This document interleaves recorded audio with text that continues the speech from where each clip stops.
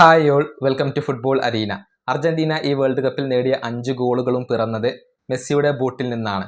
അതിനർത്ഥം അവരുടെ സ്ട്രൈക്കർമാർക്ക് ഗോളടിക്കാൻ കഴിഞ്ഞിട്ടില്ല എന്നുള്ളതാണ്. ലൗത്രോയാണ് 2 മത്സരങ്ങളിലും സ്റ്റാർട്ട് ചെയ്തിട്ടുള്ളത്. അദ്ദേഹത്തിന് ഗോളടിക്കാൻ കഴിഞ്ഞിട്ടില്ല. പകരം വന്ന ഹൂലിയൻ ആൽവരസിനും ഗോളടിക്കാൻ കഴിഞ്ഞിട്ടില്ല എന്നുള്ളതാണ് വസ്തുത.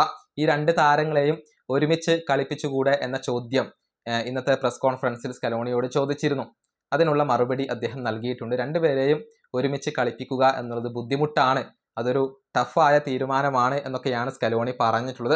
അദ്ദേഹത്തിൻ്റെ വാക്കുകൾ ഇങ്ങനെയാണ്: ലൗറ്ററോ, ഹൂലിയൻ ആൽവരസ് 2 പേരെയും എനിക്ക് ഒരുപാട് ഇഷ്ടമാണ്. അവർ കളിക്കുന്ന രീതിയും എനിക്കിഷ്ടമാണ്.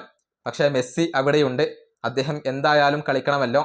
സ്പെയിൻ, ഇറ്റലി എന്നിവിടങ്ങളിലെ മികച്ച ഗോൾ വേട്ടക്കാരാണ് അവർ ഇരുവരും. പക്ഷേ 2 പേരെയും ഒരുമിച്ച് കളിപ്പിക്കുക എന്നുള്ളത് ഈസിയല്ല. അതുകൊണ്ട് തന്നെ ഒരാളെ പുറത്തിരുത്തേണ്ടി വരുന്നു എന്നുള്ളത് എന്നെ സംബന്ധിച്ചിടത്തോളം വളരെ ബുദ്ധിമുട്ടേറിയ ഒരു തീരുമാനമാണ്.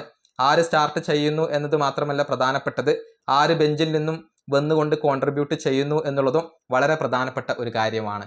ഇതാണ് സ്കലോണി ഇപ്പോൾ ഈ താരങ്ങളെക്കുറിച്ച് പറഞ്ഞിട്ടുള്ളത്. 2 പേർക്കും ഗോളടിക്കാൻ കഴിയുന്നില്ല എന്നുള്ളത് ആശങ്കാജനകമായ കാര്യമാണ്.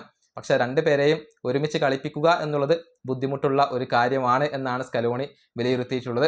ഏതായാലും ലൗത്രോക്ക് പകരം ഹൂലിയൻ ആൽവരസ് സ്റ്റാർട്ടിംഗ് 11-ൽ വരണം എന്നാണ് പല ആരാധകരും ഇപ്പോൾ ആവശ്യപ്പെടുന്നത്.